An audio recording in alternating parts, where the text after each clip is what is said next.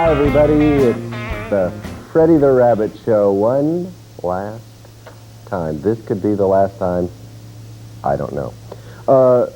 Today, we're talking with the finest symbol of secular symbol of life, love, and the pursuit of happiness that we have in these fine United States, Mr. Freddy the Rabbit. Could we have a little applause for Freddy the Rabbit, please? Thank you very much. Thank you. You're so increasing. Mr. Rabbit, or may I call you Freddy? Call me Freddy, please. As you know, at the end of Slaughterhouse-Five, Kurt Vonnegut's fine book, Slaughterhouse-Five, Billy Pilgrim is giving a speech to a worldwide Congress because he's been teaching them the ways of the Tralfamadorians, the peace-loving aliens who've kidnapped him and taught him to live out of time, outside of time. He doesn't live in the normal flow of time. And he realizes, he knows very well, because he's seen the end of his life, that Paul Lazaro, his old enemy, is just about to assassinate him. So moments before he knows he's going to die, he says, I will now give you the traditional Tralfamadorian greeting. And it's this. Don't tell me. Hello. Don't. Goodbye. Hello. Goodbye. Hey. Happy, sad, sad, happy. Happy, sad, all opposites become one. Well, you know, in a sense, we're saying hello and goodbye again. That's what I'm saying. Yes, never mind. By the way, I want to mention that my ears are standing up this morning, and people have commented on it.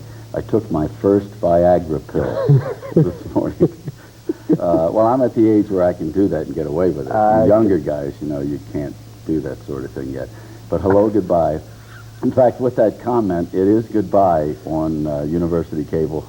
Yes, that's right. That's in a quiet, this show. Sleepy, but progressive southern town in western Georgia. But, you know, that reminds me of the story. I was kind of hoping it would. Become Buddha. And, you know, the great teacher lived in India, 500 B.C.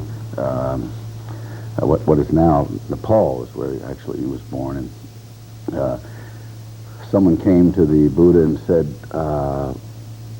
great master, please, would you tell me, sum up your philosophy or the meaning of your teachings? And, you know, he was sitting there and he said, hello, goodbye. And the person said, no, excuse me, I'm looking for some concrete truth that I can use, you know, to live my life, and so I really know I'm right, and I hear you're very wise, but please tell me what is the essence of your teaching. Hello, goodbye.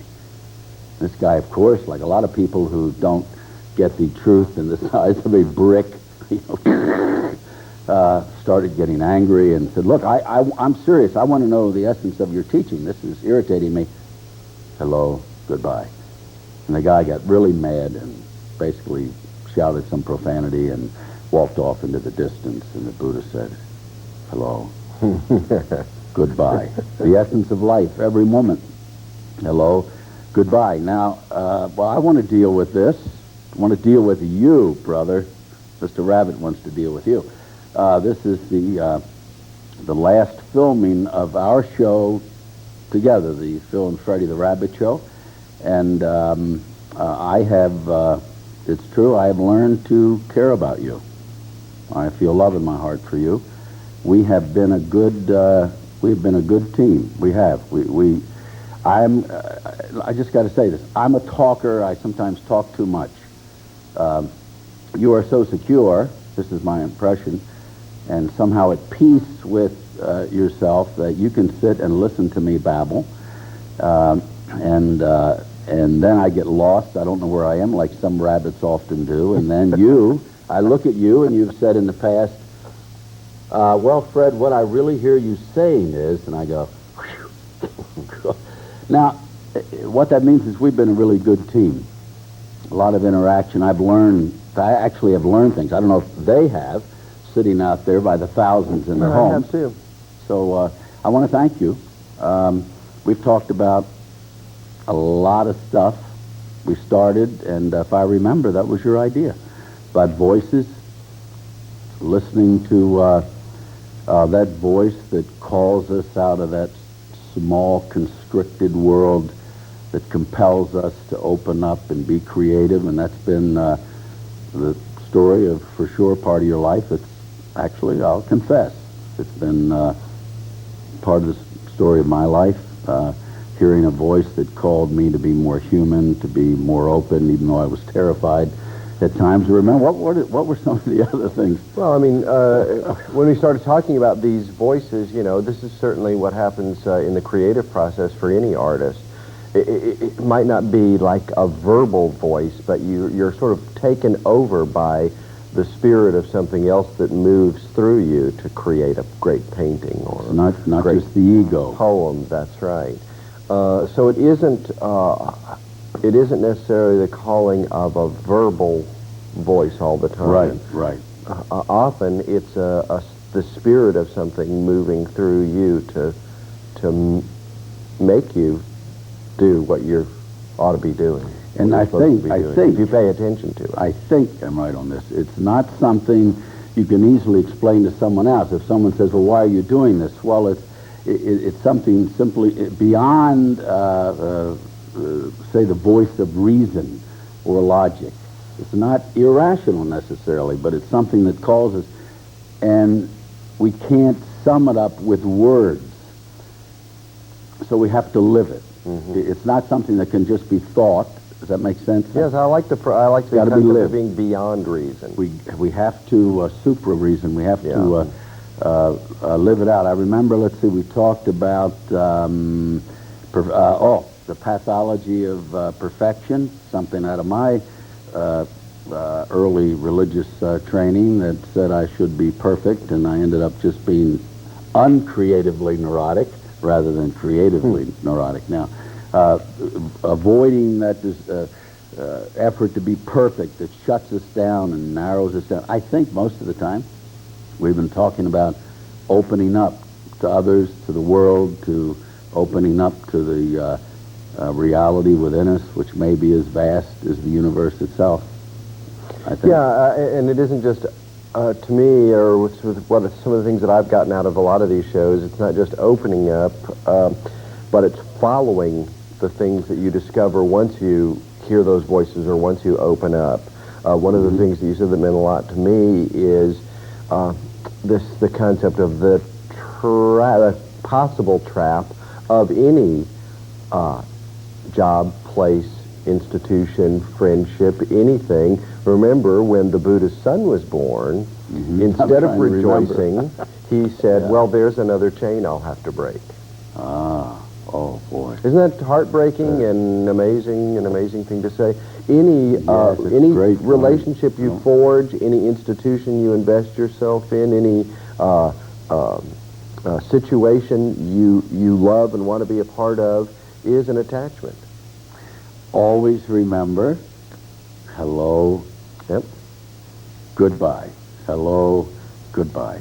Let's see, what else did we talk about? Relationships, the need to keep them creative and open so we don't freeze the partner, we don't turn the partner into a thing, but remain open to the mystery, the open-endedness of it all. But you know, you're going off on a journey, and we're at the edge of a world as we, film this last show, and you don't know exactly. You don't have all the details. Yeah, I think that's safe to say. We don't even have a place to live. See, don't have a place to live yet. So we're stepping, and I'm doing it too. I don't know what's coming tomorrow. I don't know what's really going to arrive in my mind in the next moment. Stepping into the unknown. Now, wouldn't it be great if we could enter into that unknown with a sense of the sacred, with a sense of trust, with a sense of what? How do we want to end this? Oh, be open to the new beginning.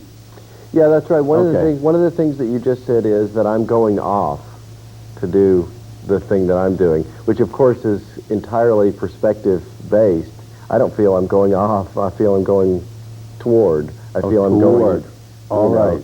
All right. But every moment is like this. Every moment of life is like this. Every moment is a door opening into the complete unknown.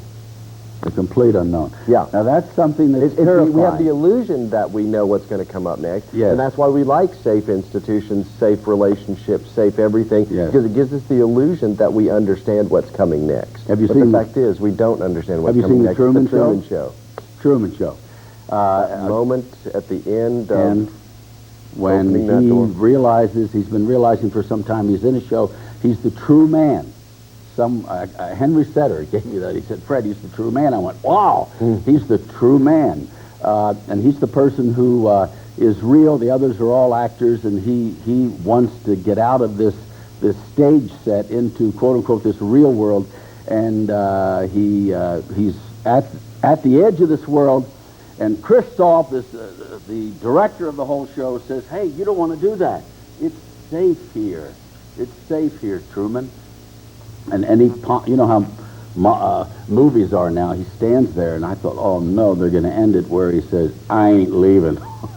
I'm going back and take my insurance job and settle in. I don't care if everyone else around me is pretending or not. I don't care if they're all actors. I'll just fit in. And there's this pause, you know, and I'm sitting there going, and he turns, he steps out through the door, he exits. He says, I don't want your safety. I want to step in to a real world where I keep discovering myself, where everything isn't scripted. And that's a lot like life is. I know that as a therapist. People come to me because they've been following scripts that other people wrote for them, and they finally say, I can't take it anymore. I want to be real. But I think I'm crazy. And I go, well, you better count your blessings that you're crazy, because now maybe you got a chance to live in a real world. I wanted to say something. We're going to run out of time about a woman named Susan Espolito. It was in the Atlanta paper. She was told that she was dying of cancer, and she had a dream all her life of building. I was moved by the story. She had a dream all of her life of building a garden, and she had catalogs. She had books on gardening and stacked in her living room, and she was told, you're dying of cancer. You have a few months to live to 2 years. She quit what she was doing. She took whatever she had, and she went and found a place and started to build a garden. She hired a landscape artist, and she said, only have 3 months. You've got to do it in 3 months. Well, that's impossible. It takes time to grow. I need a garden in 3 months. She got her garden in 3 months. She's now lived 3.5 years. She knows she's coming close to the end of her life. She's going to die. But she said this, best 3.5 years of my life, I've always wanted a garden. I thought I'd live forever. What I know is life is short, but you've got enough time to plant a garden. We've been growing a garden here. We're going to keep growing the garden till it's over, till we make that final exit, and then we don't know what's coming after that. I want to read a quote, just so we don't get caught at the end, but by Mary Oliver. And I wanted to memorize it, but I thought about, we're kind of saying goodbye, but we're saying hello at the same time. Mary Oliver says, when it's over, I want to say, when it's over, I want to say, all my life I was a bride married to amazement. I was the bridegroom. I was the bridegroom taking the world into my arms. I love That's great. That's beautiful. I've been a lover of the world. When it's over, I want to say, all my life I was a bride married to amazement. I was the bridegroom taking the world into my arms. Life, hello, goodbye, hello, goodbye. That surely doesn't mean we can't love moment by moment. What it means is we have got to love moment by moment, one another, ourselves, life. It's like I'm finishing it up here, but we're not finished yet. Well, yeah, that's right. But I just want to be clear on one thing. I'm not dying. I'm just moving to St. Simon's. Right. Hey, right. Right, you're not dying. You're not dying. Hey, no. You're just wearing a rabbit suit. I'm just wearing a rabbit suit, and I'm going to continue wearing a rabbit suit, but now that this is our last, the last filming of the show, I guess I'll have to go to local restaurants or stand out on Adamson Square. And I think we should spend the last 30 seconds of this last program with a plea to the audience, our listening audience, all 7 of you, write in, demand to see Freddy the Rabbit all by himself, Freddy the Rabbit, the Freddy the Rabbit solo show, where Fred sits Fred talks, if it gets quiet every once in a while, he'll look at the camera people, and they'll I've been talking laugh to and myself for years. That's what I'm saying. Why should this be any different? It's been good. It's been great. It's been really good. Thank you so much for joining us. I thank you. This Thank is you. Freddy the Rabbit, and Phil saying hello, Goodbye. Hello. goodbye, Goodbye. hello. Hello.